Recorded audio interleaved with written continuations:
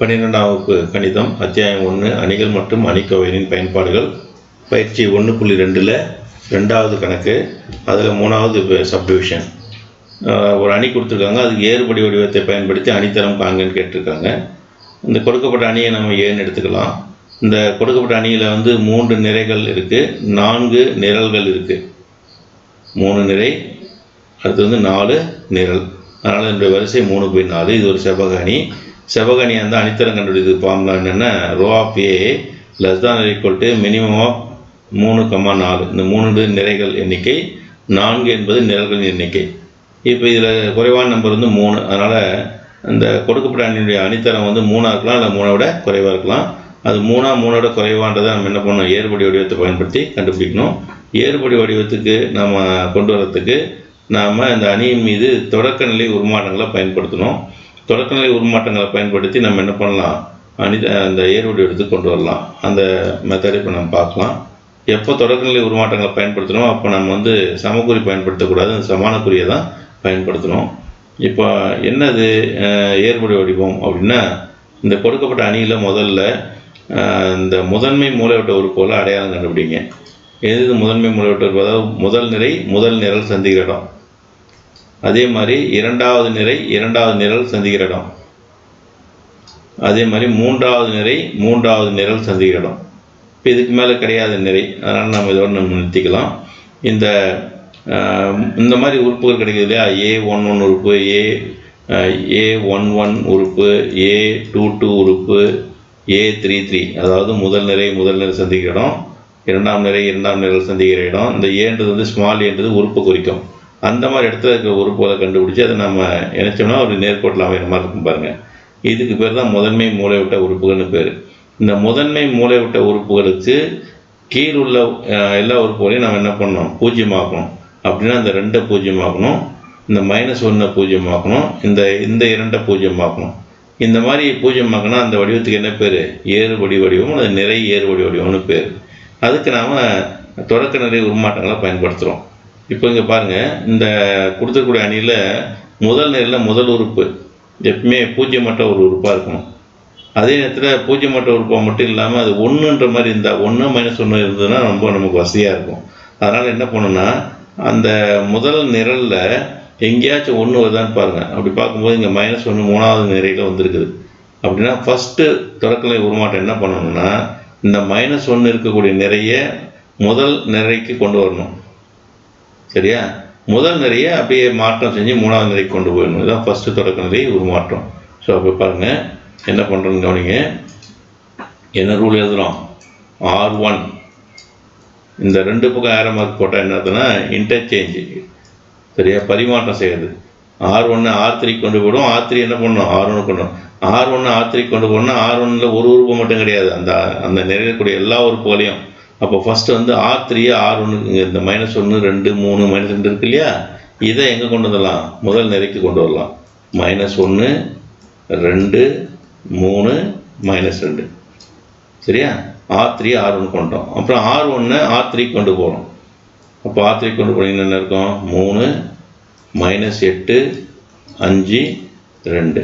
நடுவில் இருக்கக்கூடிய இந்த R2ல் எந்த மாற்றமும் இல்லை, அதை அப்படியே எழுதிக்கலாம். 2 -5 1 4. இதுதான் முதல் உருமாற்றம், சரியா. அடுத்தது இப்போ இந்த உருமாற்றம் பண்ணிட்ட பிறகு நான் என்ன பண்ண போகிறேன்னா, இந்த பாருங்கள், இந்த 2 அப்புறம் 3 -8 இந்த உறுப்புகள் எல்லாம் என்ன பண்ண, இது இப்போ முதன்மை மூலைவிட்ட உறுப்புகள் மாறிடுச்சு இல்லையா, இதுதானே முதன்மை மூலைவிட்ட உறுப்புகள். அப்போ இதுக்கு கீழே இருக்க இந்த உறுப்புகள் தான் என்ன பண்ணணும், நம்ம பூஜ்ஜியமாக்கணும். அதுக்கு நம்ம தொடக்கநிலை உருமாற்றங்களுக்கான விதிகளை எழுதி நேரடியாக போட குறைக்கலாம். ஏற்கனவே கணக்கில் போட்டிருக்கோம். முதல் நிலையில் மாற்றம் கிடையாது, -1 2 3 -2, இதை நம்ம மாற்றம் பண்ண போகிறதில்ல. அதனால் அதை அப்படியே எழுதிக்கலாம். நான் உருமாற்றம் ஆரம்பிக்கிறது 2வது நிறையிலேருந்து ஆரம்பிக்கிறேன். ஏன்னா அந்த 2வது நிறை கூட 2ன்றதை நான் பூஜ்ஜியமாக்கணும். அதுக்கு ஒரு விதிமுறை என்ன பண்ணுறேன்னா, R2 எப்படி எழுதுறேன்னா, R2 இங்கே பாருங்கள் 0 ஆக்கணும்னு சொன்னால் இந்த 2 0 ஆக்கணும். இதுக்கு நான் என்ன பண்ணுறேன்னா, முதல் நிறையும் இந்த 2வது நிறையும் பயன்படுத்த போகிறேன். இந்த ஒத்த உறுப்புகள் 2ன்ற இடத்துக்கு நேராக ஒத்த உறுப்பு, இங்கே 2 இங்கே -1 இருக்குது. இது 2ஐயும் முதல்ல சமப்படுத்தணும். அப்போ சமப்படுத்தினா இங்கே 2 இந்த முதல் நிறைக்கு என்ன பண்ணால் 2ன்னு வரும் பாருங்கள். முதல் நிறை என்ன பண்ணால் 2 வரும், 2ஆல் பெருக்கணும். அப்படின்னா ரெண்டாவது இந்த ஒரு உறுப்பு மட்டும் பெருக்கக்கூடாது, அந்த நிறைய முழுசும் பெருக்கணும். பெருக்கிட்டு அதை R2லேருந்து கழிக்கவோ கூட்டவோ செய்யணும். ஒரே குறியாக இருந்தால் கழிக்கணும், வெவ்வேறு குறியாக இருந்தால் கூட்டணும். இங்கே குறிகள் மாறி இருக்குது, அதனால் கூட்டணும். R2 + 2R1 இந்த ரூல் ஞாபகம் வச்சுக்கோங்க. அதே மாதிரி R3 இந்த 3 வந்து 0 ஆக்கணும். இப்போ இங்கே 2ஆல் பெருக்கிற மாதிரி இங்கே 3ஆல் பெருக்க போகிறோம். அப்போ என்ன பண்ணுறோம்னா R3 can be written as R3 + 3R1 எழுதணும். இந்த ரெண்டு ரூலையும் பயன்படுத்தி நம்ம இந்த இரண்டாவது நிறையும் மூன்றாவது நிறையும் நம்ம பூர்த்தி செய்யலாம். சரி, ஃபர்ஸ்ட் ரூல் R2 எழுதலாம் பாருங்கள். R2 உறுப்பில் எழுதி போடுங்க, தப்பு வராது. R2ல் உறுப்பு அப்படியே எழுதிக்கோங்க. 2 - 5 1 4. அடுத்து R1 ரெண்டாவது பெருக்கிறீங்க, அப்போ 2R1 எல்லாம் இப்போ இங்கே அதான R1, இது எல்லாத்தையும் என்ன பண்ணோம் ரெண்டாவது பெருக்குனீங்கன்னா -2 4 6 -4.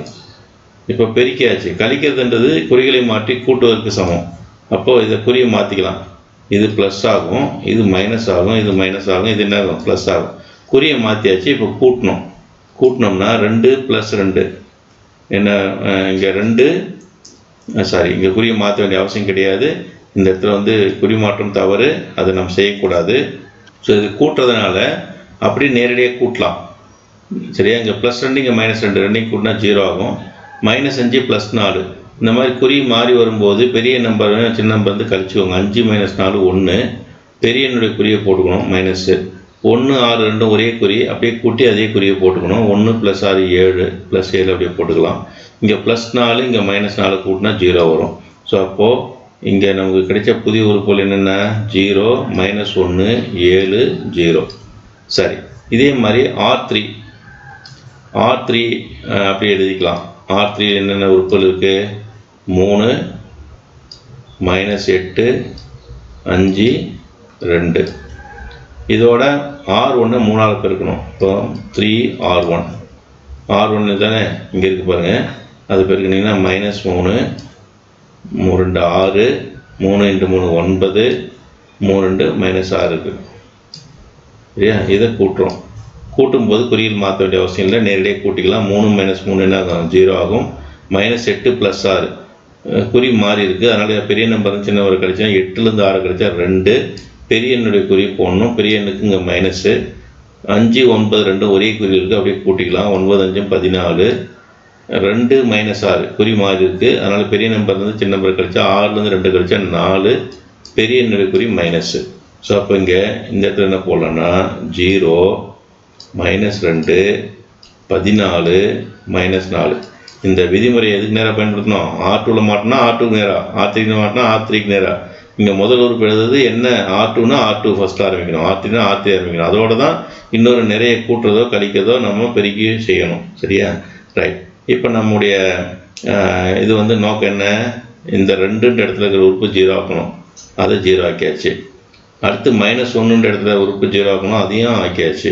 அப்போ இன்னும் ஒரே ஒரு இடம் பாக்கி இருக்குது, இந்த 2ன்ற இடம். இந்த 2ன்ற இடத்துல இப்போ என்ன வந்துருக்குதுங்க -2 இருக்குது. ஏன்னா நம்ம தொடர்நிலை உருமாற்றம் பயன்படுத்தி சமானனியாக மாற்றிட்டோம், அதனால் அதே 2 இங்கே வராது. அந்த 2ன்ற இடம் என்ன இருக்கோ அந்த உறுப்பை மாற்றணும். இப்போ இந்த 2 எடுத்துக்கலாம். எப்பயுமே ஒரு நிரலில் 2 உறுப்பை 0 ஆக்கிட்டீங்க, அந்த முதல் உறுப்புக்கு கீழே இருக்க உறுப்பெல்லாம் 0 ஆகிட்டுன்னு சொன்னால் அடுத்த விதியை பயன்படுத்துறதுக்கு, தொடர்நிலை மாற்றத்தை பயன்படுத்துறதுக்கு மீண்டும் முதல் நிறையை பயன்படுத்தக்கூடாது. இது ரொம்ப கேர்ஃபுல்லாக இருக்கணும். என்ன காரணம்னா அப்படி பயன்படுத்தி ஒரு வேலை பாருங்கள், R1ஐயும் R2ஐயும் கூட்டுறோம், இல்லை R1ஐயும் R3ஐயும் கூட்டுறோம் எழுதுனா என்ன ஆகும், -1 0 கூட்ட ஆரம்பிச்சுன்னா இந்த 0 போயிட்டு மறுபடியும் -1 வந்துடும். நமக்கு இங்கே ஏற்கனவே இருக்கிற 0 மாற்றக்கூடாது. ஏன்னா நம்ம எய்ம் என்ன 0வாக தான் ஆக்கணும், 0 வேறு நம்பராக மாற்றக்கூடாது.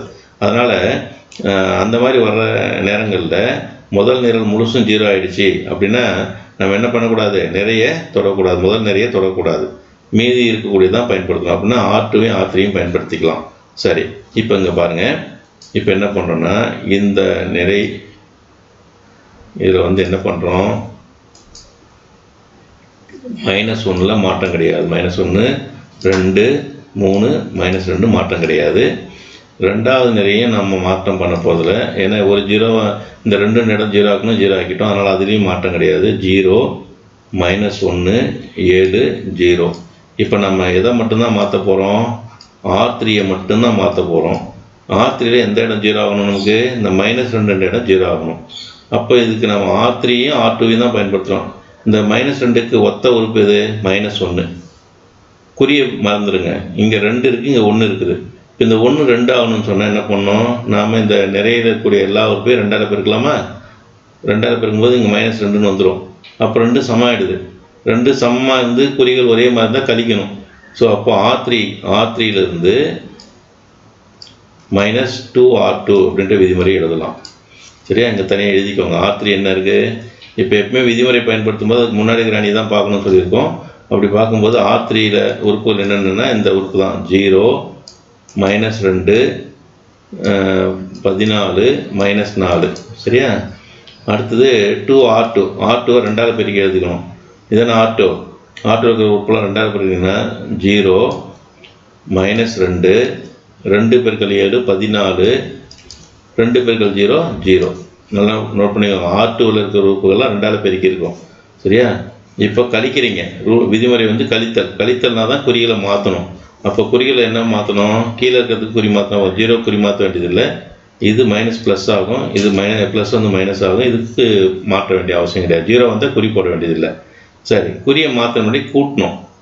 சரியா? அதானே கழித்தல் என்பது என்ன? இந்த கழித்தல் என்பது இதுக்கு குறியை மாற்றி கூட்டுறது. அப்போ 0 + 0 0. இங்கே -2 + 2 0. +14 -14 0. -4 0 கூட்டினா -4. ஸோ அப்போது இந்த இடத்துல என்ன எழுதிக்கலாம்? மாற்றி வர்றது இப்போ என்ன வருதுங்க நமக்கு? 0 0 0 -4ன்னு வருது. சரியா? அவ்வளோதான். இப்போ நமக்கு நம்ம எய்ம் என்ன? இந்த 2 0 ஆகணும். 2 இடத்த 0 ஆகணும். 2 இடம் 0 ஆகிடுச்சு. -1ன்ற இடத்துலையும் 2ன்ற இடத்துலையும் இருக்கிற உறுப்புகளை 0 ஆகணும். அதையும் 0 ஆக்கியாச்சு. சரியா? அப்போ இங்கே முதன்மை முறைவிட்ட மாறி இருக்கும் பாருங்கள். -1 -1 0ன்னு மாறி இருக்கும். மாறுமா மாறாத? ஏன்னா நம்ம தொடர்நிலை உருமாற்றம் எத்தனை பண்ணிட்டோம். அப்போ கட்டாயம் வந்து இங்கே இருக்கிற உறுப்புகளே இருக்காது. முதல் அணியில் இருக்கிற உறுப்புகள் இருக்காது. ஆனால் இந்த அணி கொடுக்கப்பட்ட அணிக்கு என்ன அணி? இது சமான அணி. ஸோ சமான அணியில் முதன்மை முறைவட்டத்துக்கு கீழே இருக்க உறுப்புகள்லாம் 0ஆனதுனால நம்ம வந்து இது என்ன வடிவம்னு சொல்லலாம்? ஏறுபடி வடிவம்னு சொல்லலாம். ஸோ இப்போ நமக்கு தேவையான ஏறுபடி வடிவம் வந்துடுச்சு. ஸோ கடைசி சமான அணி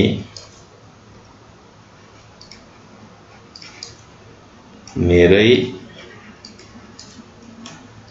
ஏறுபடி வடிவத்தில் உள்ளது. இது எக்ஸாம்பிள் போடும்போது இந்த ஸ்டெப்லாம் இருக்கணும். ஏறுபடி வடிவத்தில் உள்ளது. இது மட்டும் எழுதுனா போதும். இங்கு ஏற்கனவே சொல்லியிருக்கிறோம், ஒரு சமான அணி கடைசியாக இருக்கக்கூடிய சமநிலை ஏறுபடி வடிவத்தில் இருந்து அதில் உள்ள நிறைகளுடைய இது பார்க்கணும். நிறை என்ன நிறைன்னு பார்க்கணும். இது வந்து பூஜ்ய நிறையா அபூஜ்ய நிறையான்னு பார்க்கணும். அது என்ன பூஜ்ய நிறை? ஒரு நிறையில் எல்லா உறுப்புகளும் 0 வந்தால் அது பூஜ்ய நிறை. ஏதாச்சும் ஒரு உறுப்பு 0 இல்லைனா கூட அது அபூஜ்ய நிறை. அப்படி பார்க்கும்போது இதில் பாருங்கள், இதில் எல்லாமே பூஜ்யமற்ற உறுப்புகள் தான். இதில் வந்து 2 0 வந்துருக்குது, அதை பார்க்கக்கூடாது. ஏதாவது ஒரு உறுப்பு 0, இது -1 இருக்குது, 7 இருக்குது, இதெல்லாம் பூஜ்யமற்ற உறுப்புகள். அப்போ இதுவும் அபூஜ்ய நிறை தான். இதில் பார்த்தீங்கன்னா 1 2 3 உறுப்பு 0 ஆகிடுச்சு. ஆனால் கடைசி உறுப்பினர் இருக்குது -4 இருக்குது. அப்போ இதுவும் அபூஜ்ய நிறை தான். அபூஜ்ய நிறைனா ஏதாச்சும் ஒரு உறுப்பு 0 இல்லைன்னா கூட அது அபூஜ்ய நிறை. அப்போ மொத்தம் எத்தனை அபூஜ்ய நிறைகள் இருக்குது? 1 2 3. அபூஜ்ய நிறைனா நான்-0 ரோன்னு பேர். 0 ரோனா அந்த நிறையில் இருக்கக்கூடிய எல்லா உறுப்புகளும் 0 இப்போ -4க்கு பதிலாக இங்கேயும் 0 வந்தால் அது பூஜ்ய நிறைன்னு சொல்லலாம். ஆனால் ஒரு உறுப்பாவது பூஜ்யமற்றதாக இருக்குது அப்படின்னு சொல்கிறதுனால அது அபூஜ்ய நிறை. இங்கு அபூஜ்ய நிறைகளின் எண்ணிக்கை அபூஜ்ய நிறைகளின் எண்ணிக்கை எத்தனை? 3. எண்ணிக்கை 3 ஆகும். சரியா? 3 அபூஜ்ய நிறைகள். நான்-0 ரோ அபூஜ்ய நிறைனா இது என்னது? நான்-0 ரோன்னு பேர். இங்கிலீஷில் தெரிஞ்சு வச்சுக்கோங்க. ஏன்னா அடுத்தது நம்ம வந்து ஹையர் ஸ்டடீஸ் போகும்போது இங்கிலீஷில் சில வேர்ட்லாம் தேவைப்படும். சரியா? அபூஜ்ய நிறைகளின் எண்ணிக்கை 3. அதனால் தேட்டத்தின்படி ஒரு நிறை ஏறுபடி வடிவில் உள்ள ஒரு அணியினுடைய அணித்தரம் அந்த அணியில் உள்ள அபூஜ்ய நிறைகளின் எண்ணிக்கைக்கு சமம்னு சொல்லியிருக்காங்க. அப்போ இங்கே 3 அபூஜ்ய நிறை இருக்கிறதுனால இந்த அணியோட தரம் எதுக்கு சமம்? 3க்கு சமம். அவ்வளோதான். இதுதான் வந்து இந்த தொடக்கநிலை உருமாற்றங்களை எப்படி பயன்படுத்தணும்னு பார்த்துக்கோங்க. இந்த ஜீரோ ஆக்குற விஷயம் வந்து கொஞ்சம் சாதாரணமான விஷயம் தான். அதை வந்து தெளிவுபடுத்திட்டோன்னா இந்த கணக்குகள் வந்து ரொம்ப சுலபமாக இருக்கும். கடினமாக எந்த விதமான கிடையாது. நல்லா பார்த்துக்கோங்க. நன்றி.